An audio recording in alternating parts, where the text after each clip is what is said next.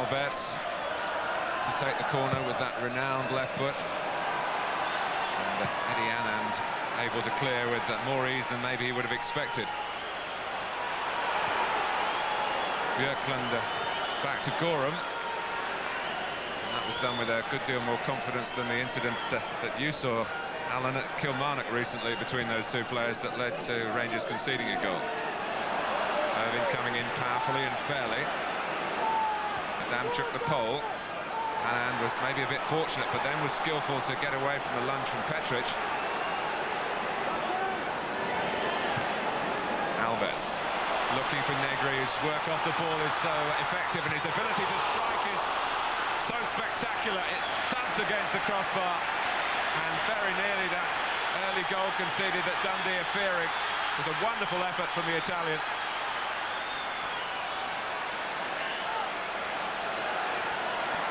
Brady.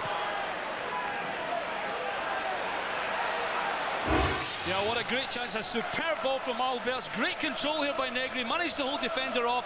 Bang! Bang, he's unlucky there, isn't he? And hit the underside of the bar. Well, Robert Douglas grateful to get a feel of the ball there. He could hardly have smelt the shot from Negri as the ball flew past him.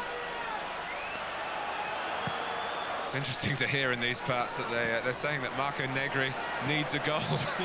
Well, he's got to 35, but I suppose 2 in the last 6 since he's come back from that damaged eye, which was sustained playing squash. Is maybe a little bit of a shortfall by his standards. Yeah, well, that's, I mean, to be quite honest, I mean, goal scorers need to hit the net, and they need to hit the net regularly, Martin, and, you know, he hasn't really done that. And even though, okay, we laugh, he's got 35 already, he does need a goal just to get that confidence up, but there was certainly nothing wrong with his confidence there. Takes a great touch here, manages to hold the defender off. He probably hits it too sweet, actually. I tell you, definitely the goalkeeper beat. Thankfully for Mr. Douglas here, the bar was at his safety. Irvin's header.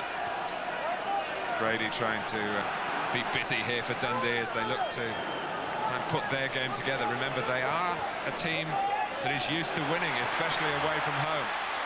But this is altogether a different level for them. Cleland. Barry Ferguson. It's Barry Smith who gets it forward. Anand looking for Brady. Stuart McCall.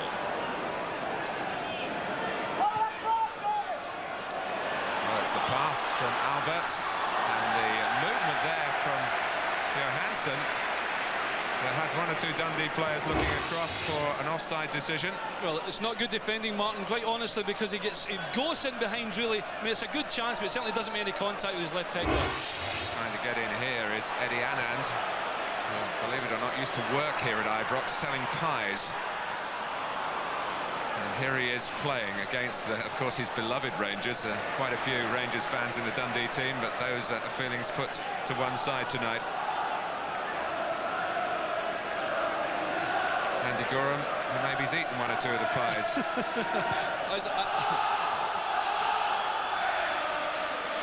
Touched on by Alberts.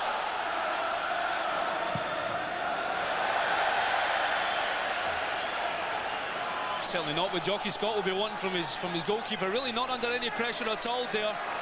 He didn't have to do that, Martin, and he could have taken a touch, but all that does is give Rangers possession straight back in a dangerous position.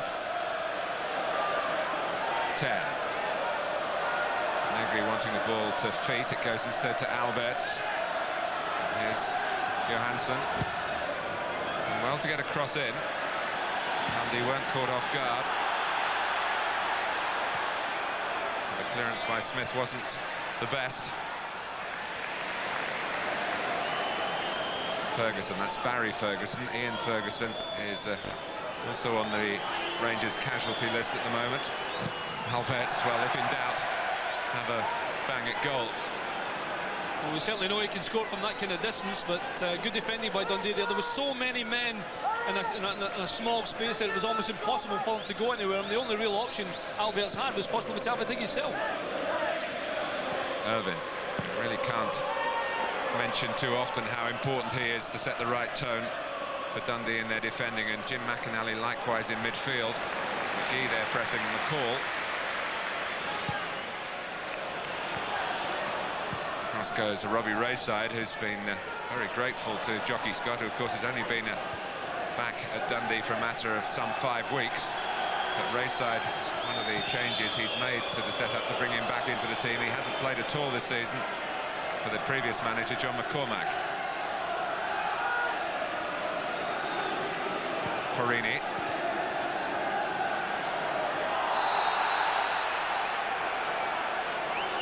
McGee, who's in his second spell with Dundee. His first ended after disciplinary problems. He fell out with the then manager Jim Duffy.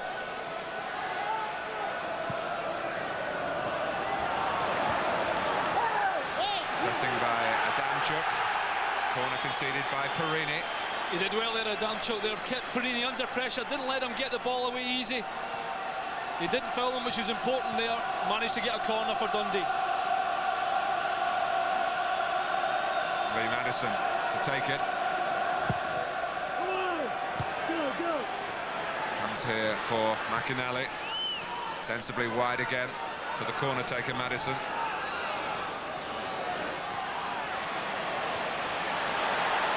Just kept in by Giannis Ten. Johansson in space. Ball played a matter of inches behind the Finnish forward. Terrific tackle by Porrini on Grady.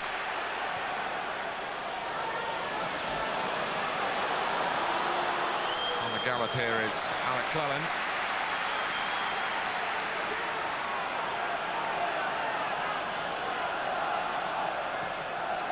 Ferguson. Dundee haven't changed their pre-match plans for a match of this magnitude. They just came over from Dundee today. Had a pre-match lunch and a bit of shut-eye this afternoon.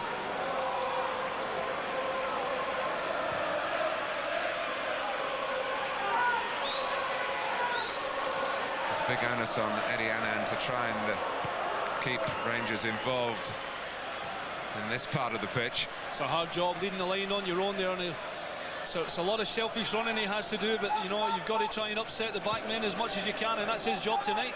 That sounds like a comment from personal experience. Yeah, believe me, it is. It's a hard job to do, but you know, he's a fit lad. He can, you know, when he gets the ball, it's important he keeps it and he doesn't give it away. And in instances like this, you've got to chase the ball into the corner and make a lost cause just like that. Yeah. Your ball, when, you know, just for the simple reason that Grady chased the ball into the corner, he made Andy Gorham give them a throw in deep in that half, and that's what you've got to do. Some question marks about Andy Gorham's future. I don't think there's any shortage of clubs willing to take him on if he can't come to an agreement for a new contract with Rangers. They're just stalling on the latest offer. I think Andy's obviously waiting possibly to see about the new manager coming in advocate, isn't he? I mean, there's no question there's been a contract there. I don't know whether Andy's going to accept it or not, but then again, does the new manager want to keep him? That's the thing. Well, I think that's one of the clouds that's maybe hanging over Ibrox at the moment, maybe explaining some of the inconsistency of performances.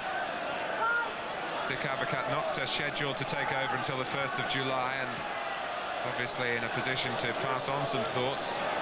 But it's the waiting game for a number of the playing staff who had a transitional time with a big club. Maybe some would say the time for change was a year or so ago, but the agenda of getting 9 in a row meant the need for continuity in the playing staff, and of course 10 in a row is still a possibility for Walter Smith, although it's a really fascinating. Is that Paul Gascoigne there? Yep, sporting on the right of the picture. Very conservative hairdo for Paul. Alongside John Brown, who's on the coaching staff here, and of course was a former Dundee player. But just to re-emphasise what a tremendous climax in prospect to the season here in Scotland, with the 3-horse race in the league, and here we are moving on in the cup. And those 3 clubs, the 2 of them through and the 3rd trying to get through tonight. 10 getting his shot through. Robert Douglas, who's proving himself a capable goalkeeper in his first season with Dundee, was down well. That's a half-decent shot, badly given away by Brian Irvine there. He immediately gave his hand up and realised it was his fault. Not too much to trouble Robert Douglas there. McInally. Petric with a really solid header. Just a little push on Jim McInally by Jonas Tern after Petric had cleared.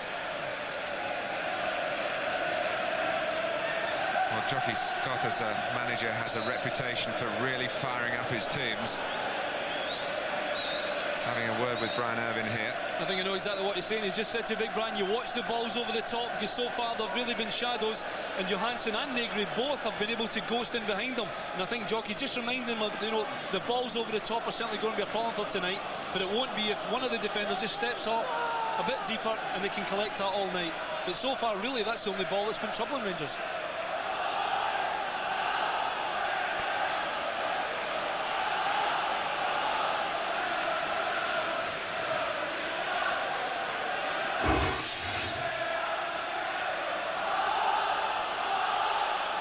Never really saw a great deal of what happened there. Well, that was the incident that has led to the free kick, and has had some treatment since then, and the game will restart with Jim McInally looking for the lively James Grady. Adamchuk. It's a risky ball by Tern, but it came off because Alberts accelerated onto it. Cut out by Smith.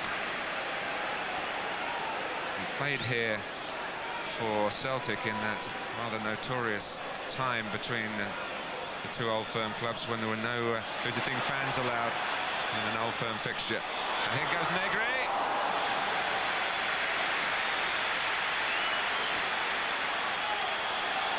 Alberts, Rangers winning it back well forward. McGee losing out to Ferguson. Cleland. Alberts. Alec Cleland coming on quickly again. And that looked worrying from the Dundee point of view. Yeah, I think Alec Cleland is, I mean, in his time here, I think people were thinking he was going to be a squad player, but quite honestly, he's done really, really well down that right-hand side, made his position his own, and he must be pushing Craig Brown for a place to go to France, because he's, you know, he's been certainly one of the most consistent players Rangers had, and he does well going down that right-hand side, and again there you saw him almost getting in to create a chance for Rangers. Well, Negri's hit the bar, but we've reached the 15-minute mark, and Dundee, with their defence is still intact. McCall. Ferguson. Cleland. Johansson. More work for Douglas. It's the first time I've seen him really stand up and be strong. It's a good first touch. You only need half a yard, Martin. You see it in here again. Cleland involved. Good first touch here. Good strength there against Barry Smith.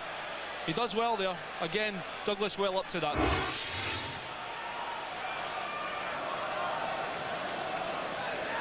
Cleland, who's another player still involved in contractual discussions about his future.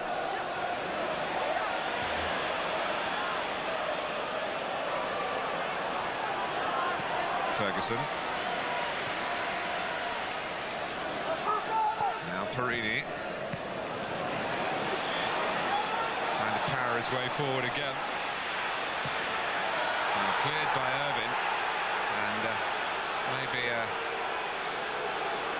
less phlegmatic character than Brian Irvine might have made something of the subsequent challenges. He was getting the ball away. It was a potentially injury threatening one, but here's Negri, and Irvine's called upon again.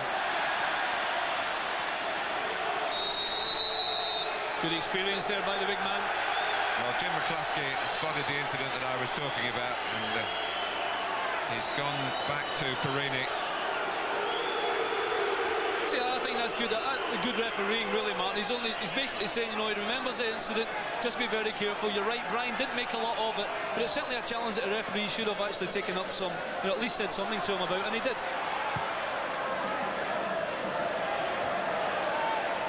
Away by Rodgers with the header.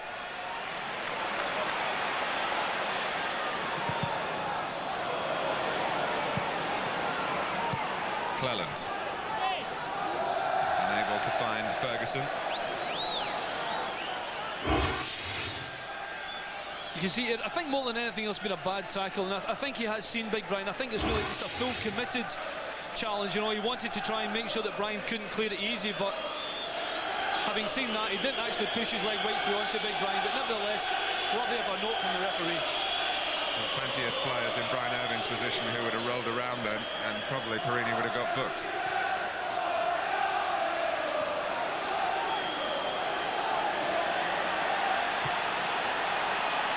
Madison.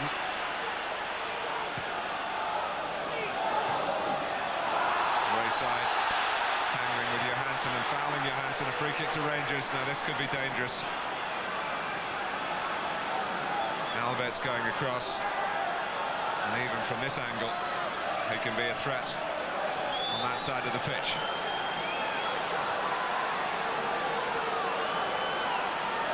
Rangers, as you'd expect, well represented in the centre.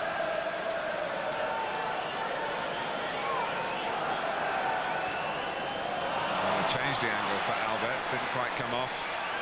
McCall. Now 10.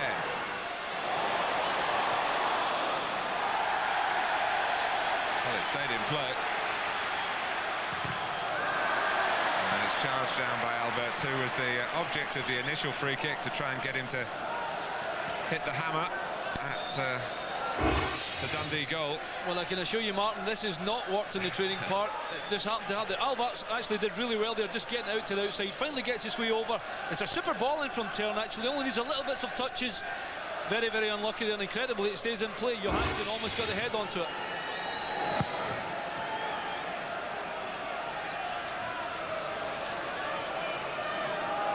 In goes Perini. McCall. Perini had continued his momentum forward. Negri, as he was challenged by Smith. Rangers still have the ball. With McCall. And Johansson. This time just getting, from his point of view, the wrong side, really. And he was desperate to try and get to the other side of Barry Smith there. Actually, McCall had shown, actually pointed to where he wanted to go into, and he showed a little bit of inexperience here, because you didn't need to foul him. Barry Smith was going away from his goals, and they could maybe have hemmed Dundee in there. Fouling him there just gives Dundee possession. That's what Rangers don't want. And Rangers have had plenty of possession. They haven't yet made it count. Rangers did go out at this stage last season to Celtic. They are still behind their old rivals in terms of overall Scottish Cup triumphs. 30-27 in Celtic's favour.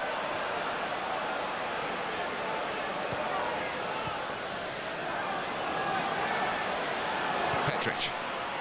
That's very weak to Anand. He couldn't get it through to Grady. It breaks off 10 for Alberts. Alberts again. McCall coming from deep. Looking to get it into the feet of Johansson.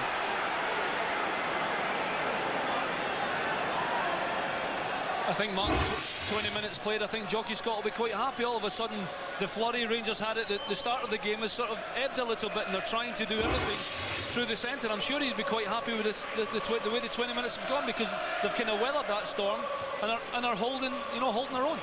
It's Jockey Scott, who's served Dundee for more than 20 years as player and coach, assistant manager. His second spell as manager, coming back in unusual circumstances.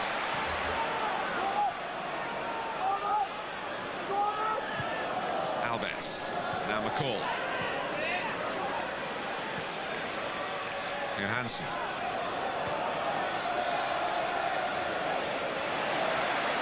Poorly done by Rodgers.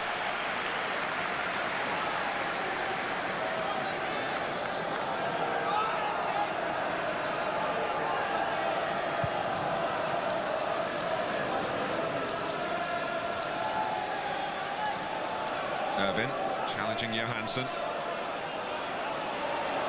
Negri, after Barry Ferguson had got a foot in to good effect for Rangers. It's very congested when they try and force their way through the centre. One or two promising moments with Cleland on the right-hand side. Petric getting it back to Gorham. McCall seems to have put his injury problems behind him.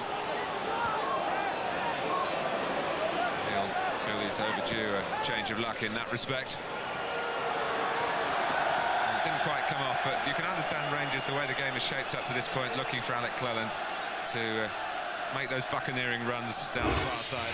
Well, it's not just that, Martin. The bottom line is they're going to have to get down and they're going to have to get wide and in behind Dundee, because the way they're playing just now, it's suiting Dundee.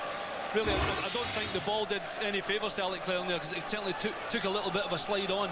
But certainly Alec Cleland, at least he's willing to get down that right-hand side, you know, and giving David Rogers a few problems down there. Petric with the header. Sent forward for Dundee by Rayside. Here's Grady. Taken on by Madison.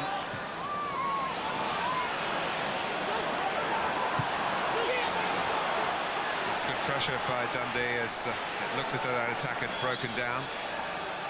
Lee Madison is another Englishman like Rogers, with a career in the lower leagues south of the border behind him. He played for Bristol Rovers for 5 years, had a couple of years with Northampton, Alan. I think you came across him there. Yeah, I did. I had a little spell, a short spell rather, at Northampton.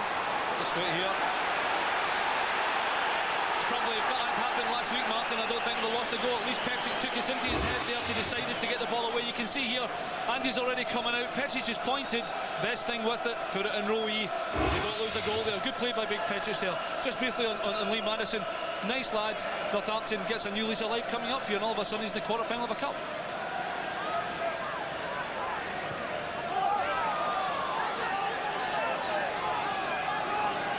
Rogers with the throw.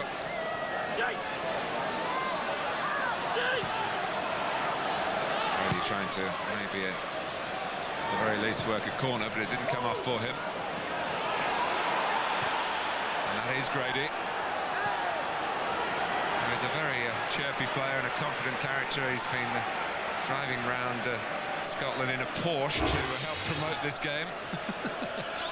Could have needed a Porsche there. I don't really think you're going to beat Andy Goram for that distance. We'll give him the benefit of the doubt and say it was a long cross to the back post. But that's really as close as they've come tonight, Dundee.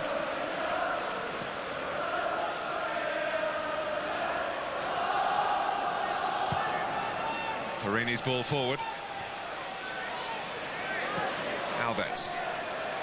10. Good pressure again in that central midfield area by the Division 1 side, but Rangers still have it with Perini. And now Alberts. And here goes the shot. Goalkeeper's lost it. And that's where the goalkeeper needs help from his friends. And Marco Negri, who tries on anything that comes back into play off the goalkeeper, couldn't get there to follow it up.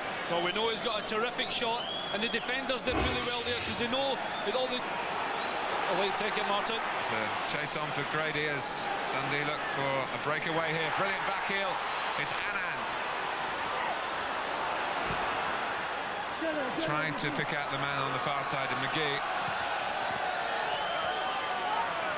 Well, I think Eddie Anand got so excited there that his touch wasn't good, and eventually when the final ball came over, it was too long. But just back to the Alberts chance, a superb strike by him. Really, Robert Douglas does so well, but the defenders do equally as well, because they were first on the scene before Negri and Johansson to clear the danger. Well, Rangers had a throw, made nothing of it, and some of their fans a bit concerned that they're not already blazing their way into the semi-finals here.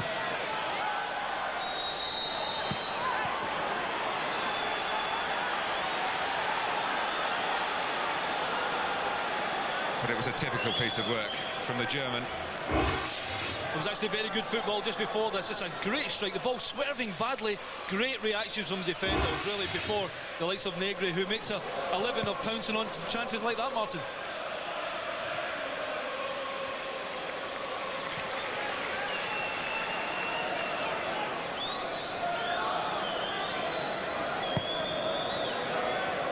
This is dropping Negri's way, but Irvin trying to take charge. Pressure on Smith by Johansson. Good pressure too. Negri goes down, and well, Jim McCluskey had to look round players that may well have masked his view of that. And what he can't see, he can't give. No, it's a difficult one. Negri actually has a death touch there, puts it in between the legs of Robert Rayside, and it's a very, very hard one to call. and I'm going to err myself till I see it again on the telly. McInally. But Jim McCluskey was quite clearly trying to look round players who were between him and this incident. Good work by Johansson. I've got to give the benefit to the defender there. I think he's on his way down, and Negri's made the best of it to try and fall over him. Certainly penalties have been given for a lot less, Martin, but he's certainly been a little bit fortunate, Negri, with his first touch that he managed to put it in between Rayside's legs. You're going to see here good persistence from Johansson there, and you see it just goes through the legs there. And quite honestly, Rayside's on his way down, and I think Negri's tried to get the penalty, I really do, and I really don't think there was any way he was going to get the ball. I think it's a good decision by the referee in the end. Yes, as I say, Alan, I'm not sure that it was a decision that he made seeing the incident totally. Because I'm sure your eyes, like mine, went straight to him. Absolutely, and quite honestly, we obviously have the benefit of the replay, so it's a great decision. And, offside here, given against Anand. But that's the concern for Rangers. There hasn't been too much from Dundee in attack. And you can see Jockey Scott's coaching coming out there, because he's tried to run a kind of arc run to try and keep onside. Unfortunately, Rangers are so far up there. You see Jockey's trying to pull them up. They don't want to be defending too deep as they are at the moment, right on the edge of the box. McGee, Adamchuk.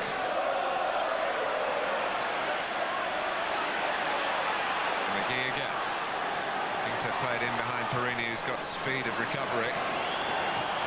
And then Gorham, that is taking a chance, isn't it? Sort of thing you might try when you're 4 or 5 up. Not at 0-0. Yeah, exactly. Well, Andy is Quarter-final of the Cup. He's a confident lad, Martin, but, you know, I think his distribution of the ball over the last few weeks certainly haven't been his best. McCall's pass, finding Johansson. Only Negri really in a threatening position in the centre for Rangers.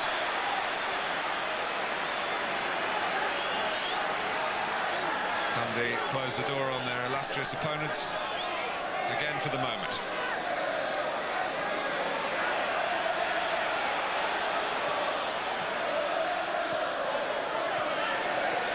Almost half an hour gone, 0-0 at Ibrox. 10. Who finally got his first goal for the club recently at Kilmarnock.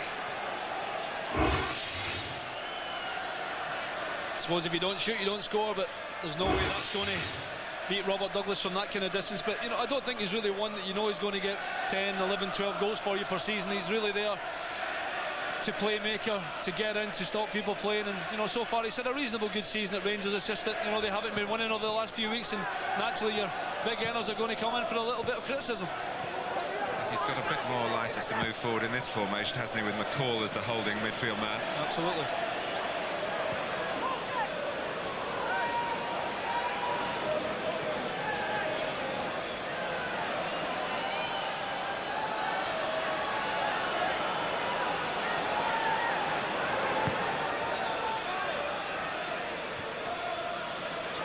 Here is 10.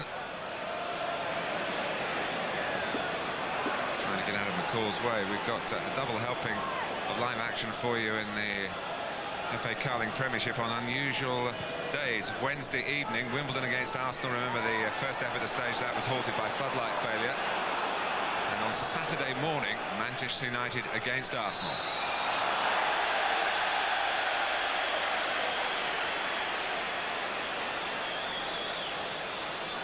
Ferguson can sense some anxiety amongst the Rangers fans, but there's a long time to go, and the players need really a bit more help to encourage their patience in these circumstances. But as we've been stressing for you all evening, it's not really been the authoritative Rangers over the last few weeks. Ferguson brought down by Rayside. He's got a big future, Barry Ferguson. Remember, it was the coaching course in the year. Very, very good Barry Ferguson was, Martin, and he'll play a big future in Rangers. Even though they're buying in all these big stars, I would think Barry Ferguson's at Rangers to stay. Cleland. Now McCall.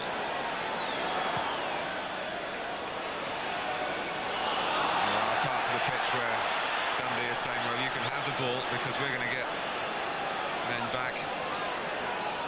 And it's your job, Rangers, to break us down. That's exactly what they're doing, Martin. I mean, they're quite happy to defend in numbers there, and they've done it reasonably well, Dundee. In fact, they've done it really well. There's no scoring so far. And quite honestly, it's up to Rangers to try and do something about it. Here's 10. Alberts.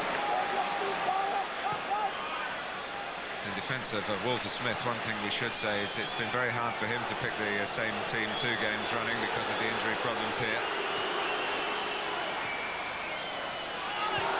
It's Cleland driving into the penalty area. Barry Ferguson trying his luck but getting no sort of shot. Just as I give him a pat in the back, he goes and does something like that.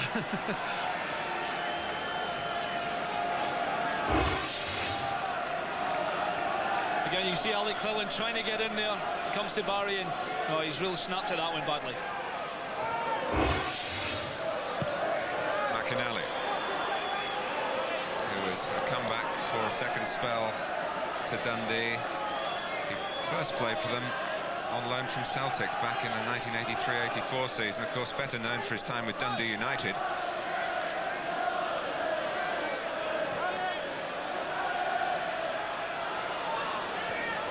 I don't think this quarter-final draw was very kind to the teams from Dundee. They face to face with both sides of the old firm. Celtic accounting for Dundee United yesterday, only just. Dundee so far making a good fist of it here at Ibrox tonight. Just over 10 minutes to go to half-time.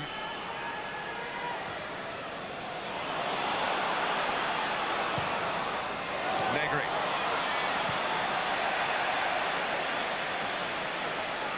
Now 10. Perini going to the left. Negri, Alberts is there. Taken from him by the left boot of Barry Smith. Good challenge by Adamchuk. And then he's taken too long, allowing Perini to get back at him. A call. Ferguson. Johansson. Now Cleland. Just making a bit of progress with their passing this time. Cleland to try and whip in the cross. Cleared by Smith, challenged by Grady in the air.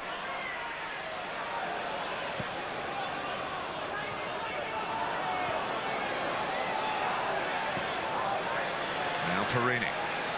Spare man at the moment for Rangers is 10 here. Flipping it towards Negri. With 10 again. A call. Bang to the ball, Rangers are having. But there have been very few moments of defensive panic for Dundee. Well, that's just it. You can have as much possession as you want, Martin, but if you're not going to have that telling pass, that little bit of quality that's going to open up your opponents, you can keep it 25, 30 yards from goals all night.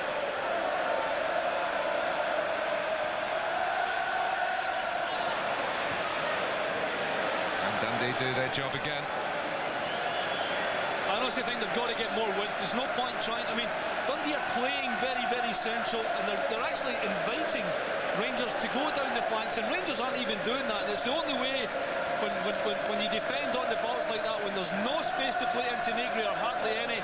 Walter Smith must be, he's got to be saying to him at half-time, you're going to have to get width, you're going to have to go down the flanks. We've got the likes of Alberts and Cleland that can do that job, and they're simply not doing it. And Dundee will be quite happy to play this way all night.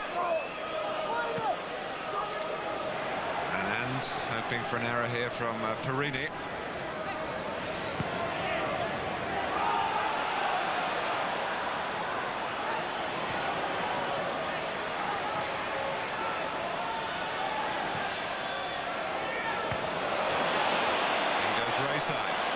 Again, you can feel the concern for the Rangers fans. The Dundee travelling support must be absolutely delighted with what they're seeing.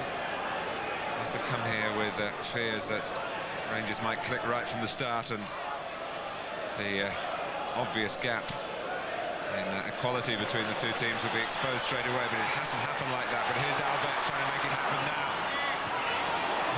So close for Negri, collected by Cleland. Irvin's header away. Adamchuk helping it on with almost an arrogant air. McCall trying to set a quicker tempo for Rangers here. Ferguson with his own sort of speed, but McInally diffuses the situation. But in that part of the pitch, well, players should have the license to try and come up with their own ambitions, and Barry Ferguson looking for a run there, maybe believing that there was an avenue he could explore to good effect, and it was something different.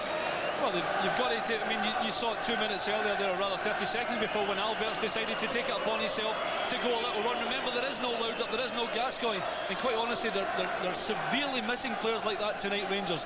They really don't seem to have a little bit of just that extra quality that's going to open up Dundee. And as I said before, and you saw the way Barry Ferguson running into the middle, it's not going to work. They're going to have to get a little bit of width. Either that, a real quality pass through the middle that's going to open Dundee up.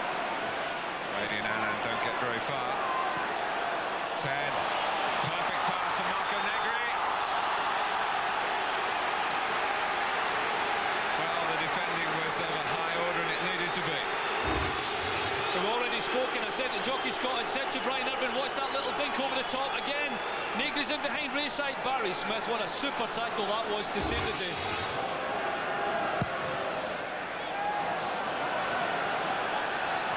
McCall. And again. Ferguson. Crossed by Cleland. Johansson. Well, Negri and Irvin both ended up on the ground.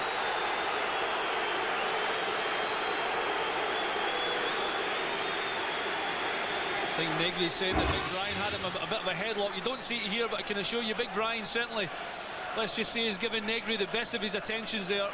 And I must admit, the big man got away with it because there was certainly contact in there.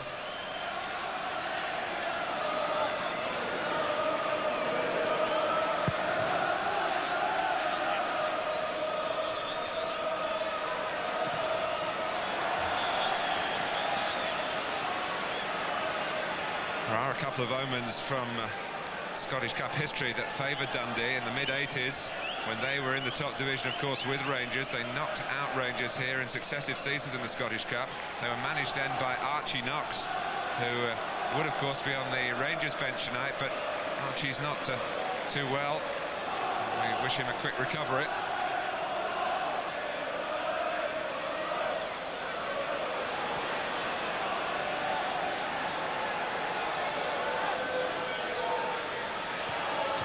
McCall.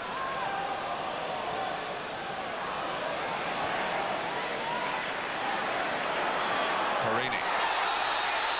Jim McCluskey decides that the challenge on Perini by Adamchuk is of a serious nature. Yeah, I think he's definitely caught him there. It's actually quick play by Perini to get the ball through to Alberts, and Adamchuk certainly came. You see here, he's actually certainly touched the ball away, and Adamchuk's come through and just taken him completely out of the play. And I think you'll find when Mr. Adamchuk gets on his feet, he may receive a booking.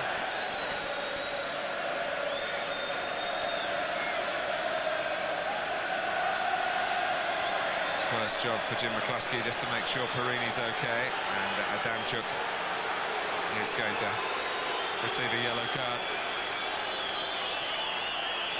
Referee just indicating that the studs were showing. And the player from Poland who scored against England in that World Cup qualifier back in '93 in Katowice. Graham Taylor's time as the England manager. He gets a yellow card here in the Scottish Cup. Alberts.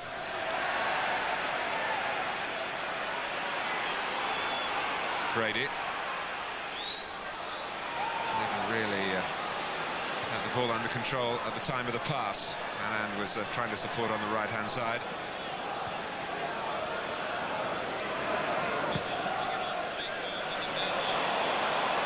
Johansson almost ran back for him.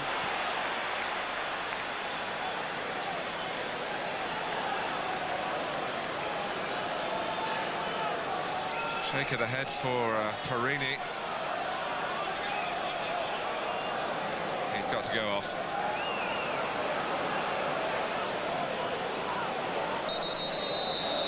They haven't got a substitute quite ready yet. Craig Moore is getting ready. And does come on. So Rangers have to make a change. Injury, another of their high-profile players has to head off for the treatment table. And Sultan holding his hamstring. I don't know whether he hurt it in that challenge by Adamchuk, but certainly holding his hamstring, Martin, as he was coming off there. Petric may get further opportunities to stay in the side when Richard Goff's served his ban. Well, I spoke to Gordon Petric last week, actually, Martin, and he a little bit disgruntled, as you can imagine, as you know, he's not playing and he's certainly thinking about moving on. But you never know, a sustained run in the team, maybe the team getting a better fortune and they start winning games, maybe his view will change. It's certainly at the moment, he's not happy. Launched high and long by Madison. Negri. Irvin right alongside him again. Negri doesn't even look at the referee this time. He knew that the defender got the ball fairly enough from him. Albert's well forward and in behind Dundee. McInally tries to get across. The cross is just a bit too fast and furious for Jonathan Johansson.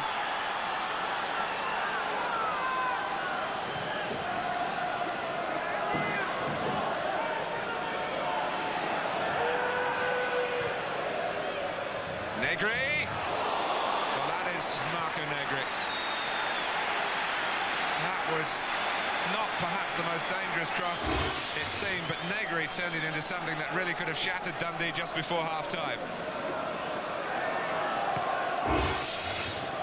And here's McCall.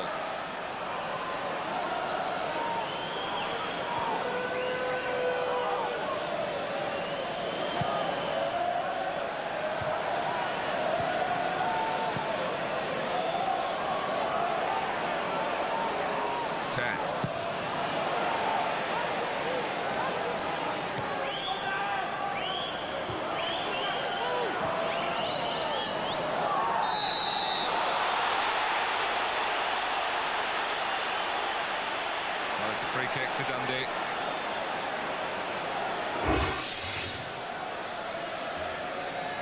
Bjorklund coming in, certainly took him. The referee's quite right. Bjorklund can't complain about that one. He's actually had it's a difficult job, Annan, but he's certainly done well this first 45, but it's important when he gets the ball. He's got to hold on to it as long as he can so the ball doesn't keep coming back in to his colleagues in the back.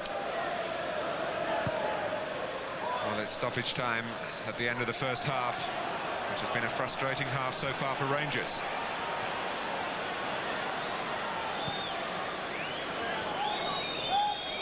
Alberts. McCall. Ferguson's pass was under hit. Easy for Dave Rogers to make the interception.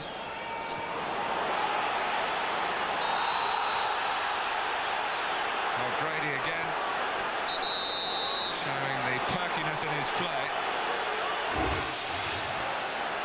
There's good opportunity from here from Grady. May even have used a hand there, but he certainly showed good pace because Bjorklund's no slot. And I think Bjorklund's actually been booked here. Yeah, he is. He's been booked for that. It's not been any bad challenge, but possibly because, remember, he had a challenge just 2 minutes ago on Eddie Anand, and then that one there, he's found his way into the referee's book. Well, maybe an opportunity here for Dundee. We'll be pretty pleased to get to this stage at 0-0 to do even better.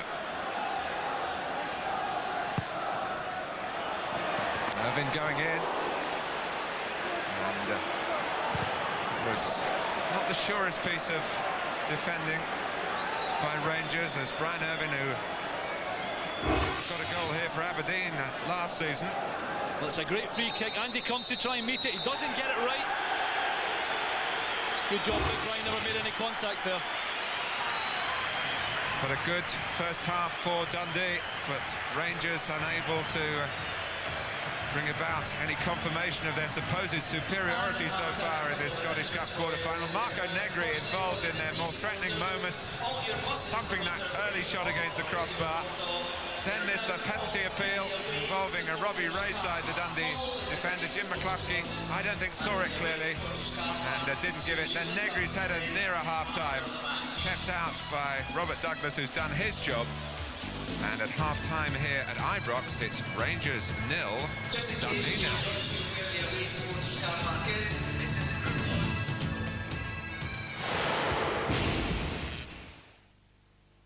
Night of boxing coming up on this week's Saturday Fight Night. Crawford Ashley defends his British light heavyweight title against Monty Wright. Live championship boxing Saturday night from 9:30 right here on Sky Sports 1. And here tonight we're at Ibrox. It's Rangers against Dundee in the 10th Scottish Cup quarter-final. Story of this first half. Rangers' dominance. They had 6 attempts at goal. Dundee somehow going to the record books having attempted a strike on goal, but nothing on target. Rangers with a vast dominance in most respects here. Booking a piece. Now, Bjorklund, the Rangers player booked, will be out of the semi-final because of suspension. Should Rangers get through, we understand. Adamchuk booked for Dundee. Not much from Dundee going forward in that first half, but not enough by way of invention. For all Rangers' possession of the ball, 65%. But where are the chances? Dundee fans have been enjoying their holiday in Glasgow so far. Don't see the sunshine very much. Charlie said that, not me. They've every reason to be pleased with themselves, haven't they? For Dundee, it's not been pretty, but it's halfway to mission accomplished, Jerry. Well, they're very organised. They haven't really been stretched at all. Their defence has been rock solid. But they've never really been called to make any real big issue decisions, other than maybe one attempt when Rayside saved them. But other than that, Rangers are really lacking any decisive passing movements, any real fluency. It's all touch and 2 touches here and there. And if Rangers are going to progress this way, then, you know, I think then Dundee, the last 15 or so minutes, will start to believe they can win this. The statistics tell us, Charlie, that Rangers, OK, they've had the dominance in terms of territory, dominance of possession, but not really too many clear-cut chances. Negri in the first 3 minutes, perhaps the Negri's clearest. been only threat. He's been only serious threat. He's good at this angled run. He's strong body-wise, wonderful strike. Keeper Douglas has no chance. Deserves a goal for that quality. But other than Negri, Albert's at times has been their best player in the last month. They really don't look as if they've got any drive or, you know, real ambition to go and commit that last player. It's all tidy in midfield. Football doesn't count for anything in midfield battle unless you're going to make telling decisions. Should Rangers have had a penalty? No, I don't think they should. I think, all in all, it's a bit of mix-up. But it's a lovely touch from Negri. I'll give him the credit for that. Rayside, for me, is already going to ground. He's not going to impede Negri. It's a little nutmeg, you see. He falls. Not contact, is trying to bring Negri down. I think the referee got it right. Will Dundee feel in the dressing room that they at least have contained Rangers, even though they've been camped pretty much on their own penalty area? I think they will, because the possession level shows that it probably has been containing, but never really been overstretched. And that should tell them, listen, if we can get our act together up front, you just never know. For me, the keeper spilled this. He should have held on to it. It's a good shot, no doubt about that. But he should hold it. There was defensive cover. Well, Barry Smith, Rayside, they've been there at every opportunity. Irvin's been impressive. There is no areas where they can go to sleep at any occasion, because Negri will be there. But other than Negri, I've got to say Rangers again are disappointing. 1 or 2 examples, I think, here, Charlie, of the way Dundee have actually managed to close the door at the critical moment. Yeah, again. Even on Negri. Yeah, good ball from Tern, this lovely take. Rayside gets the final touch, although Barry Smith is covering very well. They have done that, they've numbered it very well. But Rangers, you know, there's not been enough of these. You know, that's another touch from Negri. But they're hopeful chances, Paul. They're not really causing major concern. And if you took Negri out of that front line at the moment, the boy Johansson looks as if he's struggling. And you might have to look to the old-timers like McCoist to come in and rescue. Well, McCoist and Rosenthal, do you expect to see them second half? I think quicker than they might have thought themselves. I think Rosenthal, they're trying to play this passing movement through the middle. It doesn't work, it's too tight in certain Dundee. I think McCoist has a certainty to come on in this game, and you never know with him. Dundee happy with their efforts so far, and their travelling fans have got reason to believe in at least the possibility of a replay here Rangers have 45 minutes to see them off. Just a reminder, we're back with live cricket from the Caribbean on Thursday.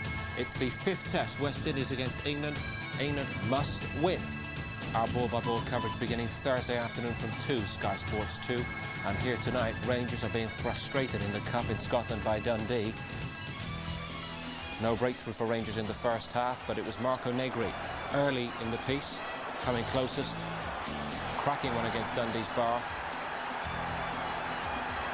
And in the closing moments of the first half, that backward header and Douglas scrambling across Dundee's goal. But a job well done overall for Dundee so far. Back to Alan McNally and Martin Tyler at Ibrox. Thank you very much, Paul. Yes, you can see why Dundee had this fantastic away record in their division. Played 13, won 10, drawn 3. 33 points out of 39. And strangely, they're a little more tentative playing in front of their home fans week in, week out in the domestic programme. They've shown no sign of stage fright here at Ibrox tonight. And there is no sign of Ali McCoist or Sebastian Rosenthal. Two remaining outfield substitutes, 2 remaining substitutes for Walter Smith. Craig Moore on in the first half, just at the end of that half, in place of the injured Perini. Room for improvement for Rangers, but cup ties less about performances, more about getting the goal when it matters. But that's just right. I think Walter Smith will forgive them if they don't play particularly well, and they win this 1-0, because, you know, the performance again has been pretty unconvincing.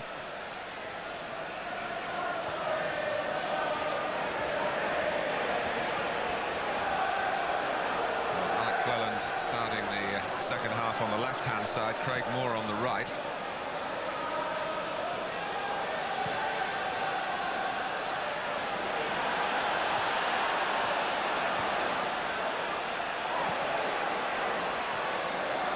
Petric, that was nervously done. McInally. That's Jim McInally. Alan McInally resuming duties alongside me. No relation. Although it's a good name, that.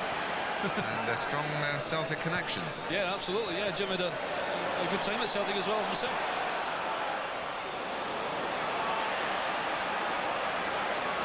Here's Stuart McCall. Well reached by Johansson, and on another day that might have turned out to be an inspired cross. Rogers. Moore coming in firmly on Grady. Not seen as a foul. Determined work by Madison. Looking for Annan. Now, has he got the pace here? Well, the speediest of the 3 involved, including Björklund, was Alec Cleland, who tidied that up without batting an eyelid. That's just an indication of the way the game can go. You know, Dundee, just a little sneak. That's what they want to do. Try and keep it up. Hit Rangers on the break, and they've done it well a couple of times, and Rangers are going to have to be very careful. Granted, they do have a little bit of pace at the back, don't they? And Cleland and Björklund that got them out there. He was chuckling when he said it, but Jockey Scott said to me earlier today, we don't want to replay. It's the last thing we want. We've got important league games. We want to confirm our place for promotion. But I think he'd take one, really. And here's Negri as Rangers look to wipe out that possibility, but it is very much a possibility the way the game is being played at the moment. Just feel that Rangers ought to be able to make chances in the second half. Whether they'll take them remains to be seen, but what they're facing is very much a team in Dundee. The whole, in their case, is better than the sum of the individual parts. Yeah, I'll tell you something else, Martin. It looks as though Rangers are playing well within themselves. You know, if you can't really play football like that. If you're going to try and finish someone off, you've got to try 100% all of the time, not just some of the time. And Rangers look as though some of them are going through the motions. Cleland. No flinching from the goalkeeper. It's a straightforward piece of work, but this is not a straightforward sort of match.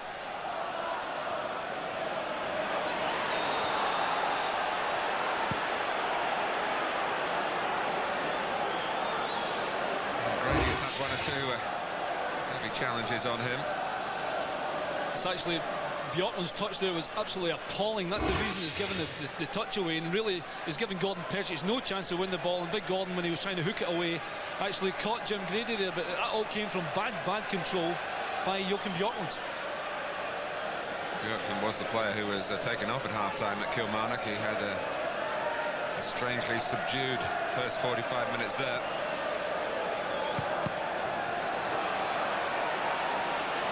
Not quite what Jim McInally had in mind. Cleared by Douglas well. And challenging Cleland. Kept in by Alberts. 10. Now McCall. Here's Barry Ferguson. Rayside in just the right place, and he gets the throw off Johansson.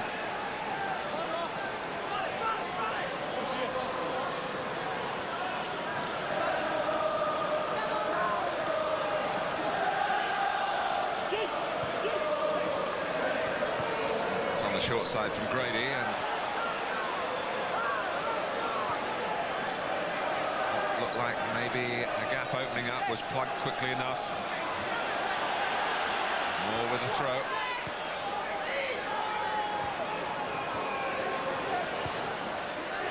There was no runner into that particular area.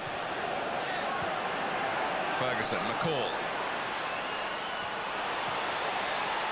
Oh, and you could see Brian Irvin's concern as the ball went back past him, and he thought he should have dealt with the danger when he made the interception. Madison. Out initially by Bjorklund, but a turn counter keep the ball for Rangers, and this is McGee powering on. Ferguson. On from Petric. Alec Cleland playing with plenty of spirit. He can't break up with Alberts. More groans around Ibrox, and then more work for the referee. Janus' turn.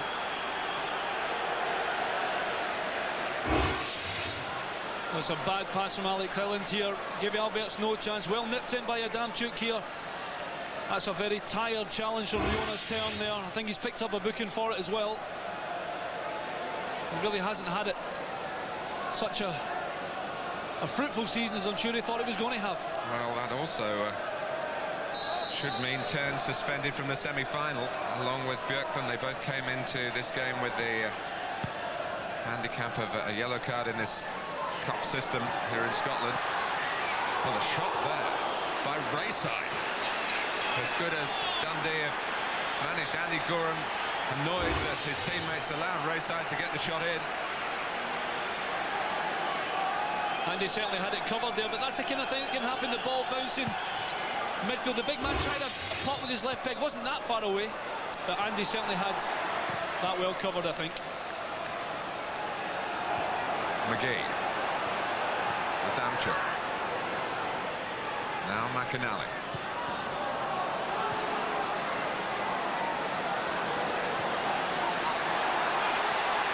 The Rangers caught in possession in their own half, and Dundee growing in confidence all the time. Anand trying to illustrate that point.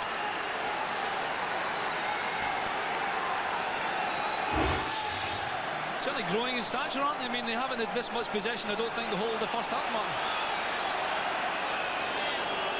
Oh, it's an impossible angle for Eddie Anand, who got 2 of the 3 goals to see off Ross County in the 4th round replay to bring Dundee into this terrific challenge for them, a challenge that they're really rising to.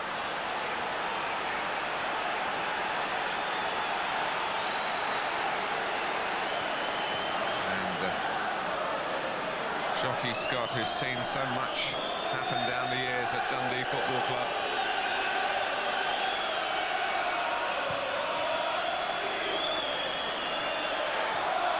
Rogers.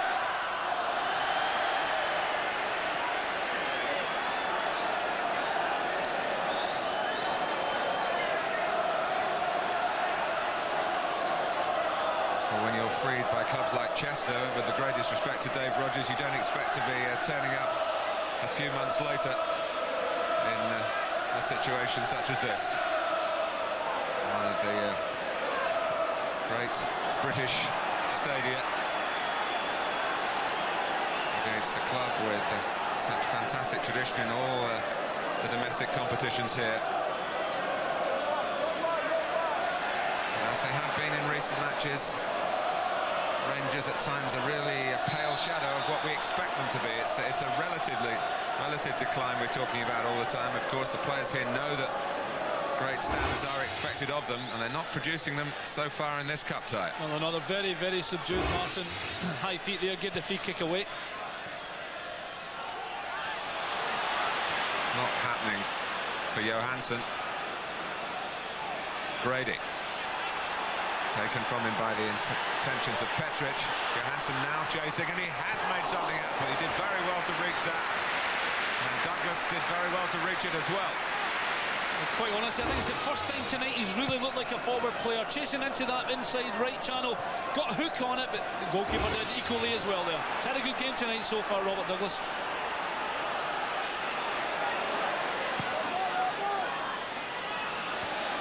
A lot of the instructions for Rangers coming from Tommy Muller-Nielsen on the coaching staff here, and as I said earlier, Archie Knox off duty tonight through illness. The joke here is that taking charge of Rangers for Walter Smith's testimonial match proved too much for him. I'm sure Archie's seen the funny side of those comments. He won't be seeing the funny side of this performance so far. You're certainly looking for a better performance to make him feel a little bit better. Walter's on the phone to give him some instructions. I'd love to know what he's saying. He's got to be saying they've got to get a little bit of width, they've got to get round about them, because at the moment, if they're trying to go through the centre all the time, it's almost impossible. It's just not happening. And Dundee looking quite confidently defending at the moment. Well, McCoist is warming up, Rosenthal is warming up, and surely there's going to be changes.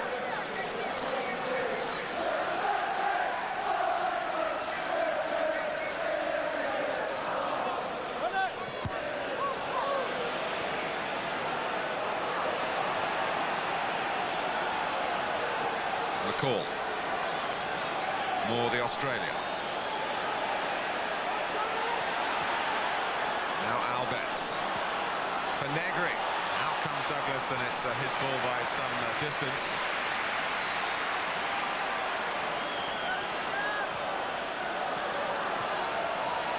Smith.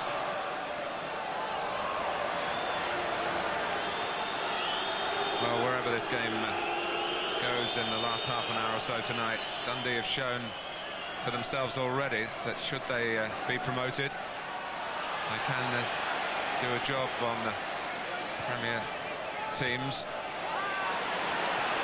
So lack of inspiration, a lack of imagination at times from Rangers. Adamchuk, who's got plenty of pace and leaves Jonas Turn in his wake.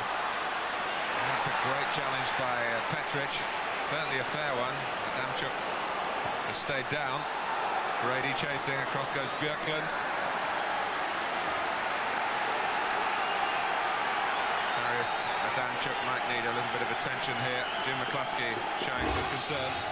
He's taking his time getting to his feet. A great run from him there. He certainly takes an awful clatter from Jordan Petric there. And he is, in fact, going to get a little bit of treatment. Something you're going at that kind of pace and someone hits you, you feel it, you really do. But he certainly left Jonas Turn for dead there, driving into midfield, and that's who that's what Jockey Scott will be really pleased with. That'll give the rest of his colleagues as well a little bit of hope as well. Certainly took an awful bang there. I'm sure he'll be okay though. Meanwhile, Sebastian Rosenthal and Alistair McCoist await any sort of decision from Walter Smith. Well, they've been out for about 11 minutes now, because I checked when they came out, Martin, and they came out 2 minutes or so after the half-time, and they've been warming up constantly now for 10-11 minutes. So that suggests to me that most definitely for the last half hour there'll be a change in the Rangers ranks.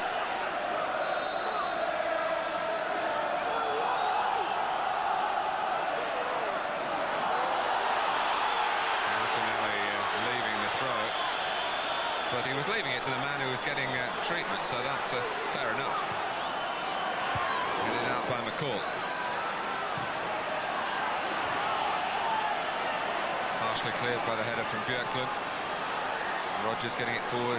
Björklund there again. Rodgers is there again. Anand trying to spin into the shot.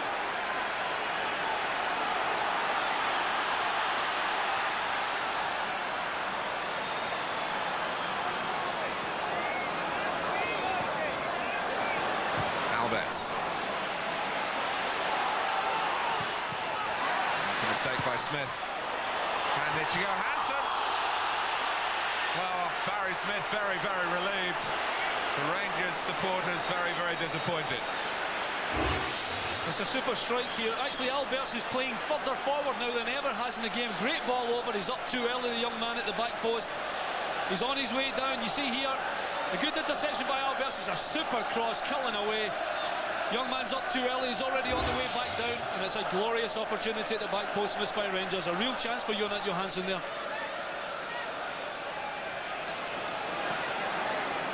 Rayside. Cross comes Petric.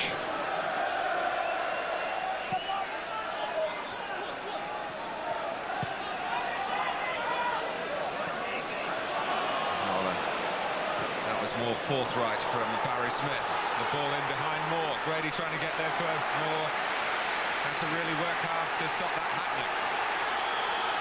It's good play by Dundee. You're putting Rangers on the back feet. It's a good searching ball again. I said he's got to go himself. He's chasing that ball into the corner. He did well, Grady, there. Madison. Well, behind Andy Goram's goal on this near side of the divide that you could just see there in your picture, the Dundee supporters are having the time of their lives. At half-time, they were dancing and singing, and they're getting a run for their money. Yeah, they must be loving this and nothing each. They're looking reasonably comfortable at the moment. Quite rightly loving it.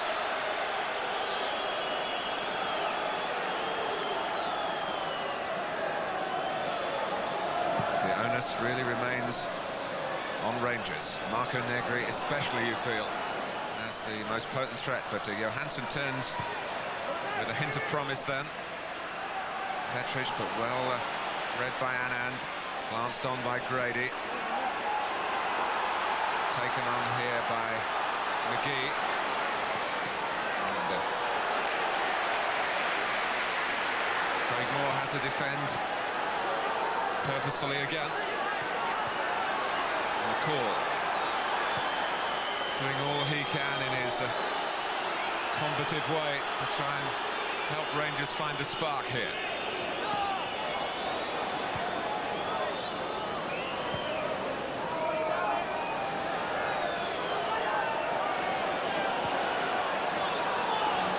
Puts his hands to his head in a moment that rather sums up the night. Well, it does, for Rangers. I'll tell you what, Martin, I wouldn't blame Jörg Alberts here because he had no movement at all from his midfield players and very little movement from up front, and quite honestly, his options were limited there. Rodgers.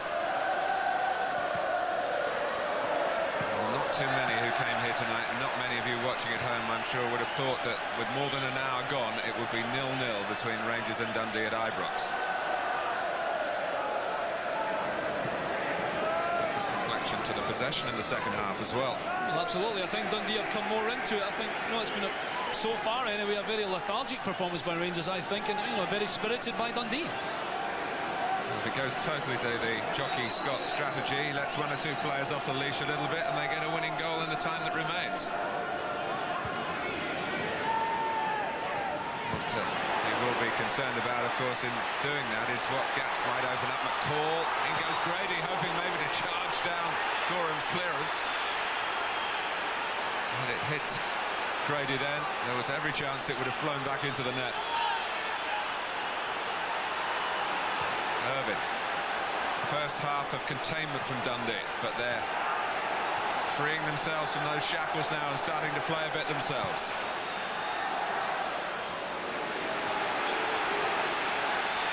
Moore.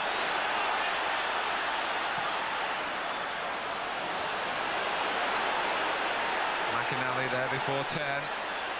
McGee. Got a Damchuk outside him.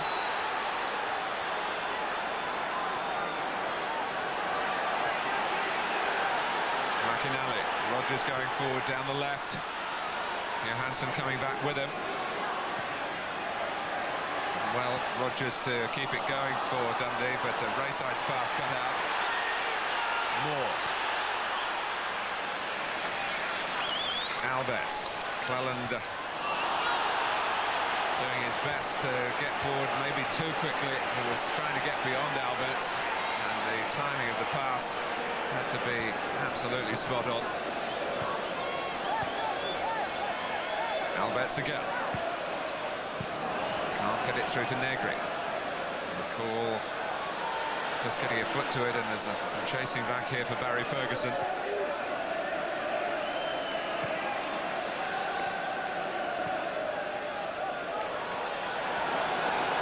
Petric.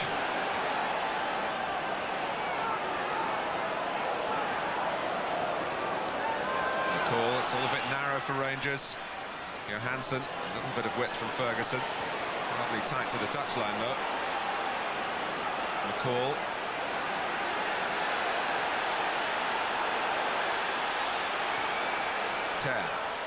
It's easily cut out by Irvin. Grady took that splendidly. And well, it was almost as if Grady was so excited by the quality of his work with the ball that when it came to releasing it, he was all tense and tight, and the touch was far too heavy. Either that or Eddie Annan's a lot quicker than we thought he was. But I tell you what Dundee have done over the last 5 or 10 minutes is the ball through to Negri. They have cut it down a great deal.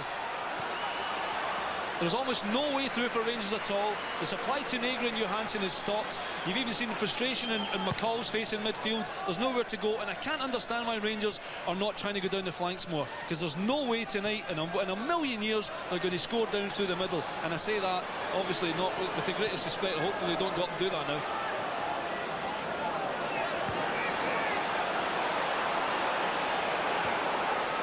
McCall. Now Moore. Johansson. Moore's making himself available, but Ferguson looking for Negri. They snuff out the danger straight away. McCall tries again. Johansson. Only Negri in the penalty area at the moment for Rangers. Alberts and Cleland were holding on the edge. Here's Alec Cleland. McCall's gone into the middle now, and Johansson coming in behind him. But they are feeling some of the pressure that the fans are putting on them, really, with their anxiety.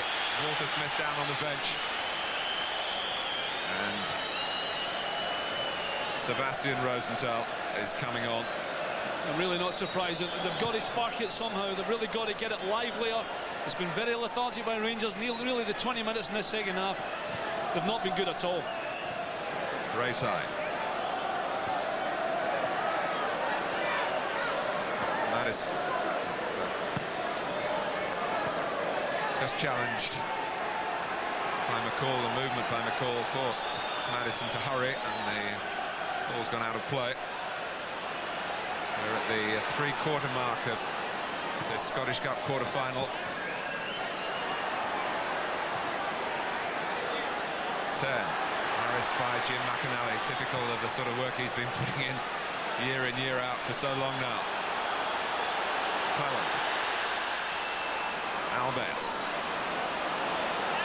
Look at the number of players in white shirts around the man in possession again. It's great teamwork from what, as we stress so often tonight, is essentially a team, Dundee.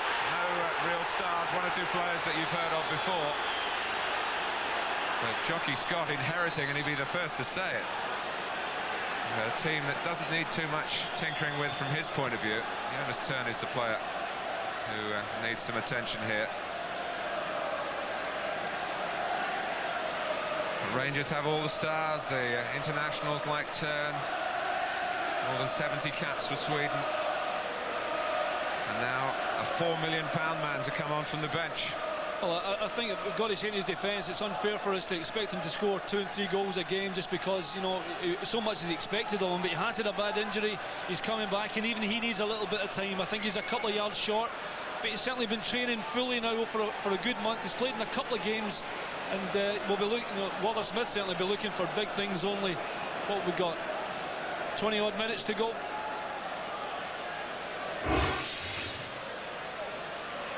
See Jonat Turner tries to play the ball forward. I think it was maybe Darren McGee stood on his foot there, or certainly twisted his ankle. He certainly doesn't look too comfortable at the moment, does he? And certainly every Rangers fan will be hoping that man can come on and make a little bit of a difference, Martin. Well, of course, Sebastian Rosenthal came here with such expectations, and then it was in a Scottish Cup tie that he damaged his cruciate knee ligaments and was out for a year. But the signal has come that Turn cannot go on. Now Walter Smith may well be adjusting his plans here.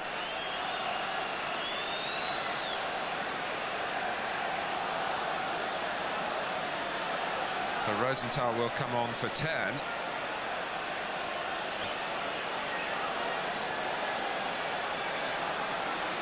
Substitution again for Rangers. Off comes number 7 in the August 14th. So on a night when Rangers began the evening already without Laudrup and Gascoigne and Jury injured, and the suspended Richard Gough, Perini's been hurt during the game, so too is Jonas Turn, all of which may play a part in the subsequent weeks in the league games. So Sebastian Rosenthal, the young forward from Chile, part of his rehabilitation was an involvement with Chile last month. He played the first half of the B game against England B and was an unused substitute at Wembley the following night.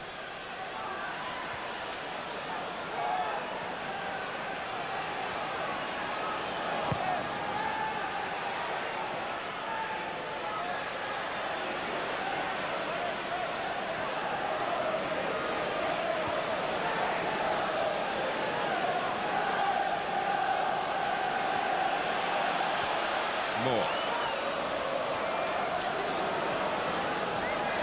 Alberts getting the better of McInally. And Rosenthal straight away, almost able to take the ball on, then it was never easy for him.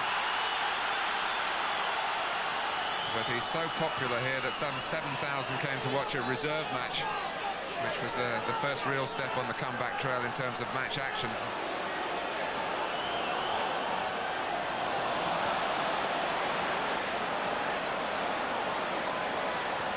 Irvine. Rogers. Forward quickly by Rayside. Björkman leaving it properly to Petric.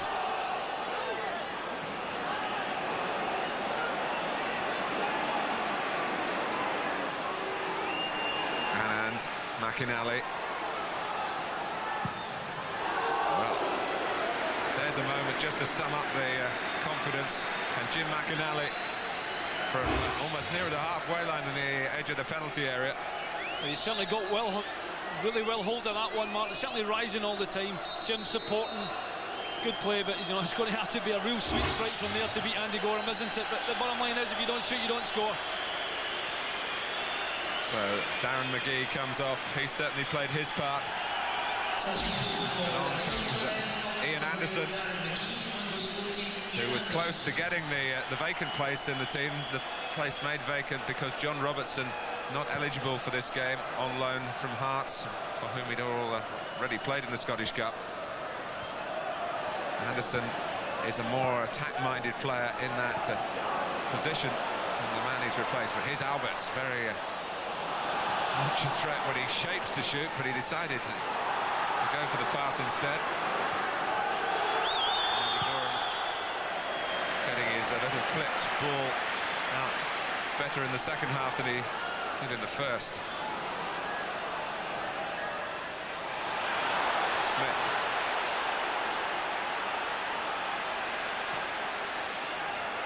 Here is Anderson. Looking for Grady. Ian Anderson did play briefly in the Premier Division when Dundee were last in it as a 16-year-old. He actually holds the accolade of being the youngest player ever to score in Scotland's Premier Division. And he hopes he'll be playing in it again next season. McCall, Rosenthal. Now Alberts. Rosenthal. Negri, Alberts. Trying to get it on to Johansson. Ferguson on the scene. But in trying to play the pass quickly, he played it off target. And again, you can feel the frustration around Ibrox. Certainly a little frustrated there, Martin. It was actually not a bad move there. Barry Ferguson eventually gave the ball away, but it possibly just didn't really run for Alberts there. I bet a little bit of luck and he would have been in there, but still, Rangers certainly got a grip of this game in the last 5 minutes. And all credit to Ferguson, having had the wrath of the crowd descend on him. A moment or two ago, he played a good pass. Straight after that.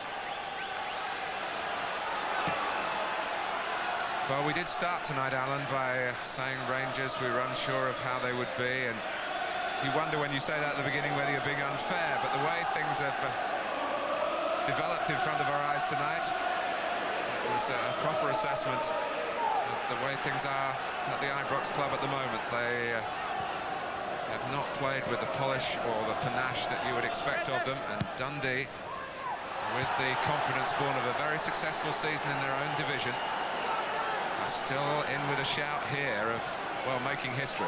Absolutely, it's a very accurate assumption, and even though they cost £3 and £4 million, Martin, you know, confidence is a big thing in football, and if you're not playing with any confidence, then you really struggle. And if, you know, if the whole team's the same, then it goes from bad to worse, and, you know, the whole thing spirals, and that's exactly what's happening to Ibrox Football Club at the moment.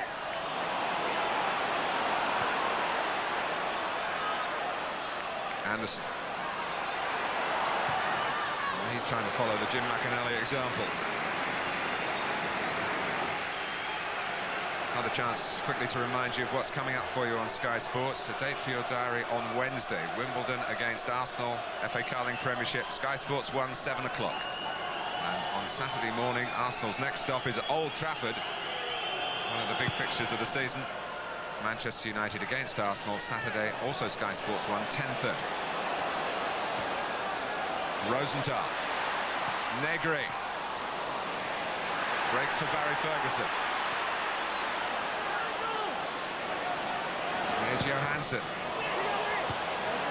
That was not the worst cross, but only Irvin was attacking it, and he plays for Dundee. Johansson again. Ferguson under pressure, doing well to find McCall. Petric. It's scrap and scrape for Rangers here.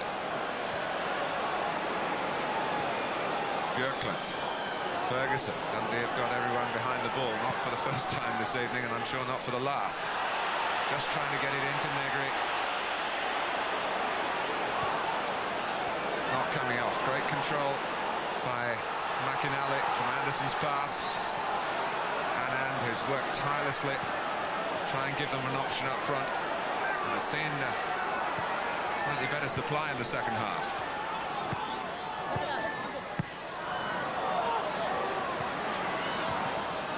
Alberts.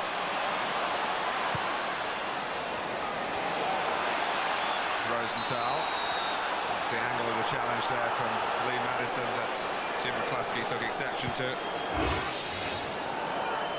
He doesn't have much time, does he? Madison's certainly in. I don't know, he got a little bit of the ball. You can see here he feels a little bit aggrieved about it as well. Rosenthal. Broken up by Irvin, who's been a tower of strength. McInally couldn't quite get the pass in harmony with the movement of Anand. You're right about Brian Irvin, Martin. He's been superb at the back, trying to cut off the supply along with Smith as well at the back. They've done really well with the supply to Negri. They've cut it right down, and even though they've got Johansson in the right-hand side here. And here he is. There's a real push and shove in the centre. Rosenthal coming in.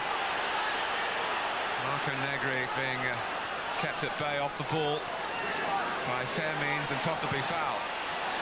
Negri goes down.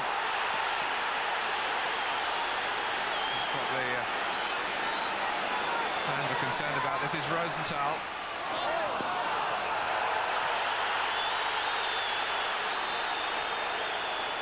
You certainly see the difference there, Martin, as they get the ball wide. A little bit of width. That's Johansson now with 3 good balls into the middle. And really, it's only Rangers. They've got to get bodies into the middle. They've got the bit of width. Johansson's thrown good balls in. There's no one in there to take them. You can see here, great positions. It's a great clip in. OK, maybe Adamchuk certainly defended well there. But certainly a little bit more promising from Rangers as they stretch Dundee a little bit, which they haven't done at all in this game. Well, of course, it was a very late winner for Celtic yesterday.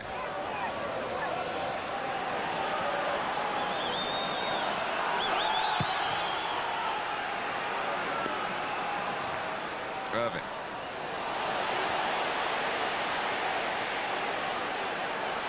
A call just as McInally came in. Alberts. Off goes Negri. Rayside is a defender and he's losing his balance, but he got to the ball. This is Johansson.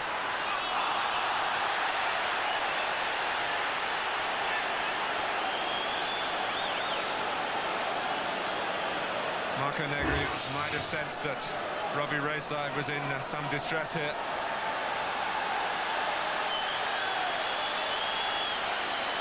The player who's only recently been recalled to the Dundee side was able just to have enough balance to be able to get a foot to the ball, and then Johansson's follow-up not of sufficient quality.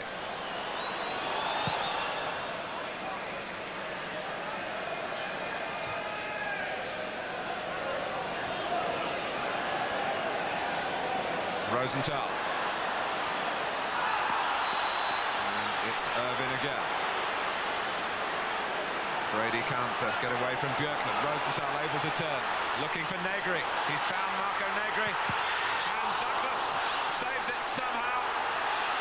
In goes Johansson. Well, for a second there, you thought that was the moment for Marco Negri and for Rangers. It was the first time he got away from Big Brian Irving, although Big Brian almost got a touch. What a great save by Robert Douglas. Made himself a big obstacle. Good hands. Dundee managed to get numbers back and clear the danger, but what a great save. But you've got to put it down to, quite honestly, if you're going to take 35 goals from Marco Negri, it's not a good finish from him, is it? Rayside squeezing it across to Adamchuk. Here's Anand. Irving.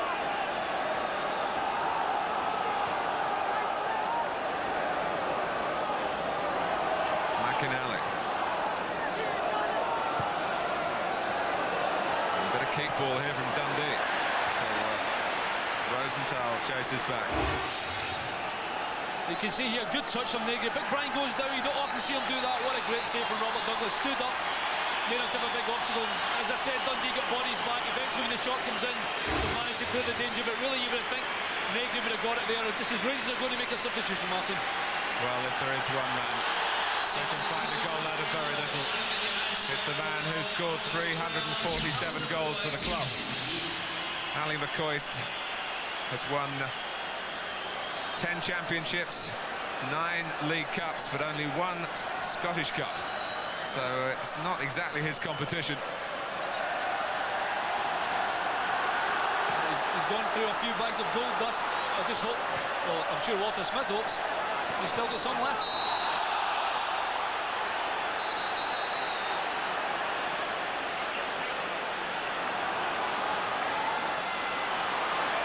Rosenthal.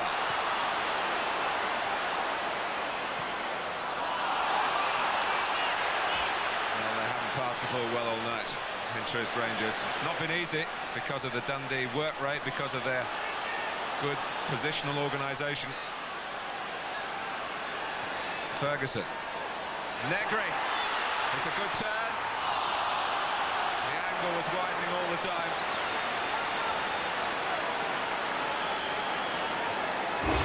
Now they're starting to get a little bit through the middle now as players get tired. Good turn by Negri, uses his body and the defender well. He's stretching from there though, it's only a half chance. It's just because it's Marco Negri, everybody thinks he's going to hit the target, but he is stretching there. It's difficult to keep the ball down when you're going at that pace and the ball's so wide.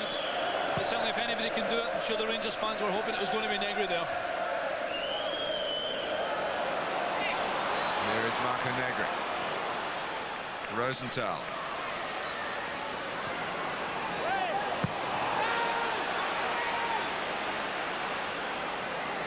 Grady. Linking up with Anderson. Bounces Dundee's way off Grady, and on such ricochets and deflection, cup ties have been decided. Didn't quite come off for Dundee. And Jim McCluskey is going to show some sympathy for Eddie Anand here. No booking. 6 minutes plus time added on.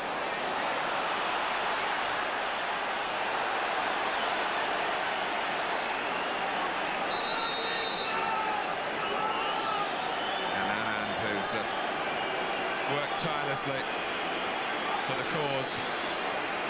Comes off. The tall figure of Steve McCormick will replace him. Further substitution for Dundee of numbers 9. I said it was a hard job, and indeed it is. When you try and lead that lane on your own, you have to do a lot of selfish running, or unselfish rather, and that's exactly what he's done tonight. He's done a good job for Dundee. Ferguson. Awkward for Smith. Negri. Well, suddenly, in quick succession, what, 3 sights of goal?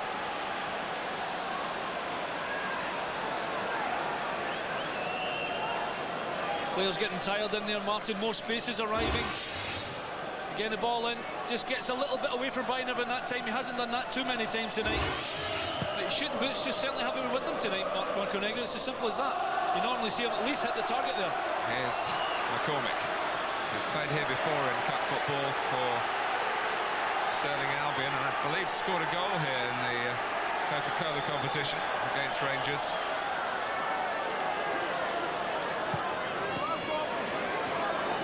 Rogers. McCall. Rosenthal. Ferguson.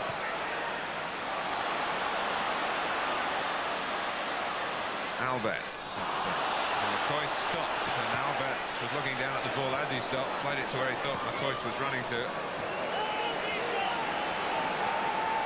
And it broke down again rather embarrassingly for Rangers. Been an untidy night. What they can say is they're still in the Scottish Cup, and they'd still be favourites in a replay. McCormick. Negri. Oh, he was brought there by Smith. And as you were saying, Alan, there are signs of weariness for Dundee at the back, and there should be, really. Yeah, well, you would think, I mean, they policed them quite well. Probably the time Big Brian Irvin was dragged away over to the right-hand side, it left Barry Smith on his own in the middle, and that's probably what Jockey Scott doesn't want. And that time Negri almost got away. Barry, quite honestly, had to do that. But it gives a very, very dangerous position there. We've seen Jorg Albert score from these sort of distances. This is one they really will have to defend properly. Well, Robert Douglas has had a terrific evening. Having a look at the wall. And really knowing what to expect here. There's no disguise. Alberts, and the wall protects the goalkeeper. Well, that's what you put them there for, and they did their job. They held well, they stayed as a unit. Because as I said, you can score from that distance, can Mr. Alberts.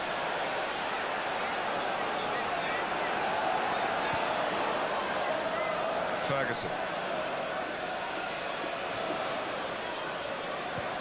McCall. Smith stepping in.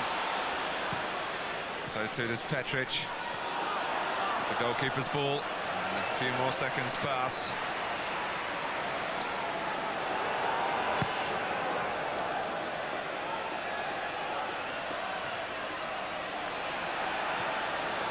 Adamchuk.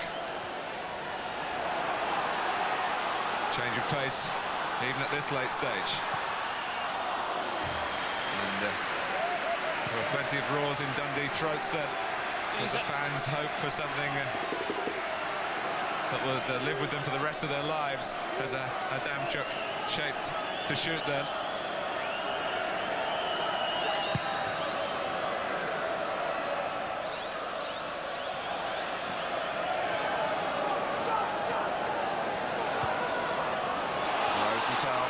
his heels.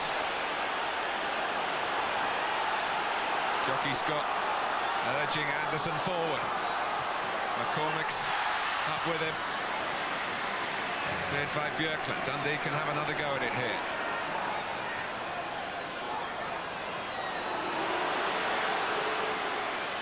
That's McCoist starting it very deep. McCoist again. McCall. Terrific play from him. Rosenthal! After Negri seemed to make a challenge with an arm up. But I don't think the game would have been stopped. Rosenthal came in.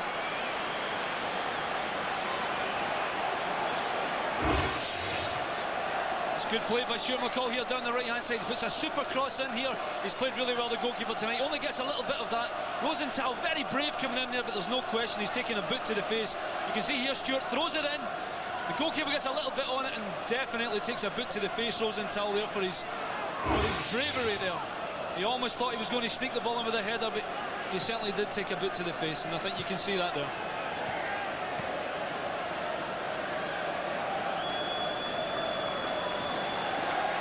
He's up quickly, and after what happened to Gordon Jury recently, one's glad to see that.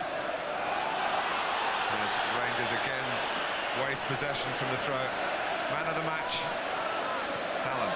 Yeah, well, it's been really difficult because Robert Douglas has done well. I think really you've got to give it to the experience of Brian Irvine at the back. He really has been superb tonight himself with Smith and Rayside. He's policed them well. He's more importantly, he's policed any threat that Rangers have thrown to tonight. And I think big Brian Irvine deserves man of the match tonight. I think he's been absolutely outstanding. Alberts. McInally. Been far more endeavour from Dundee in the second half to win the game. They were concerned, understandably, early on, not to lose it, not to be blown away in the opening 20 minutes or so. Had a great respect for the opposition. Rosenthal back on. Well, now he's had to come round to the side with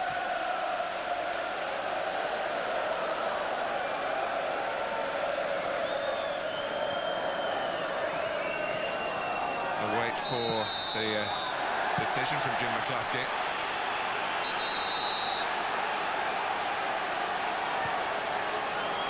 Stoppage time.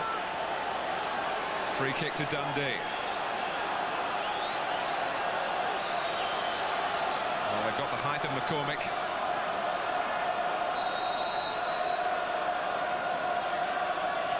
Irvine has come up. Rayside has come up. Dave Rogers, the left-sided player, is in there as well. Ball to Negri, and he's happy to hoist it away.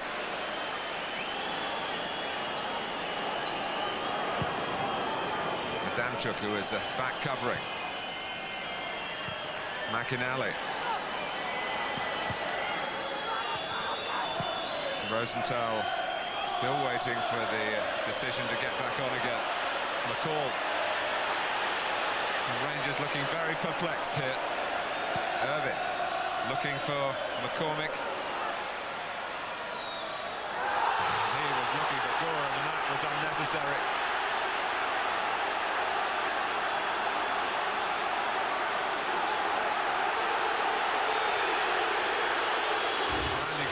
Plenty of physique of his own to look after himself, but he got the ball. He's a brave man, the big McCormick, isn't he? Let's just put it down to over-enthusiasm, because you're right, Andy's a big lad.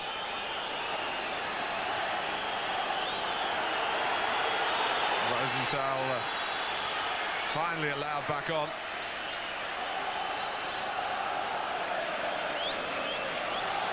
Well, Jockey Scott said he didn't want a replay, but he can be very proud of his team. They're on the verge of earning one. McCormick. It's Dundee's throw.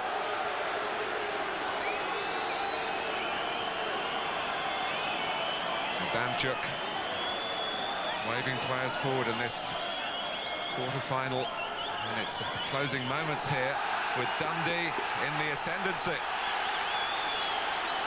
A corner, and Rangers are pulling everyone back. Lee Madison to take it.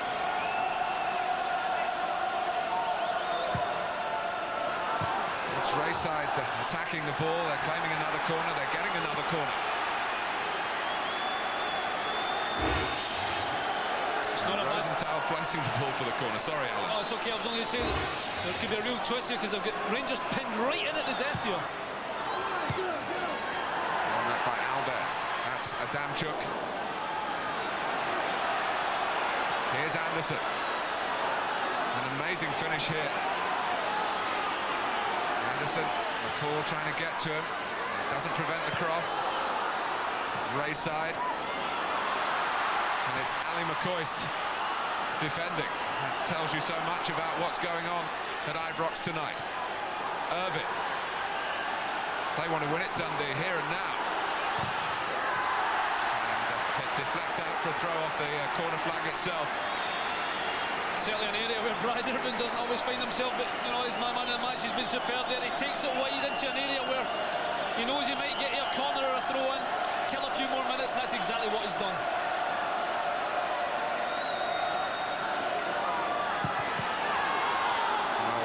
Gorham grateful to scoop it up. He's got only Negri well upfield. He's an isolated figure. Jim McCluskey looks again at the watch. Rayside's header. Dundee of Division 1 have held mighty Rangers, less than mighty in their performance tonight, to a draw at Ibrox. Boos from the home fans. A replay back at Dens Park. It's a result in keeping with recent Rangers' uncertainty and in keeping with Dundee's astonishing ability away from home. The best travellers in Scottish and English major football, Celtic, Hearts and Falkirk are all through to the last four, but we'll have to wait for the set to be completed. A big surprise here in Scotland tonight. And Alan Dundee thoroughly deserving a second chance. Yeah, they absolutely do, you're right, and I think it's really the way things have been going for Rangers. They don't look convincing at all. It's as poor a Rangers team, quite honestly, since I have seen. There is no confidence in that team at all. But I won't take anything away from Dundee tonight. They played as a unit, they worked really hard for each other, and what they managed to do was police them, you know, the likes of Negri, Johansson, Rosenthal and McCoist at the back, and really, quite honestly, they do deserve another shot at this. The fans can go home quite happy tonight, and I'm sure Jockey Scott is proud of the 14 men he sent out there tonight. Well, it's finished at Ibrox. Rangers 0, Dundee 0.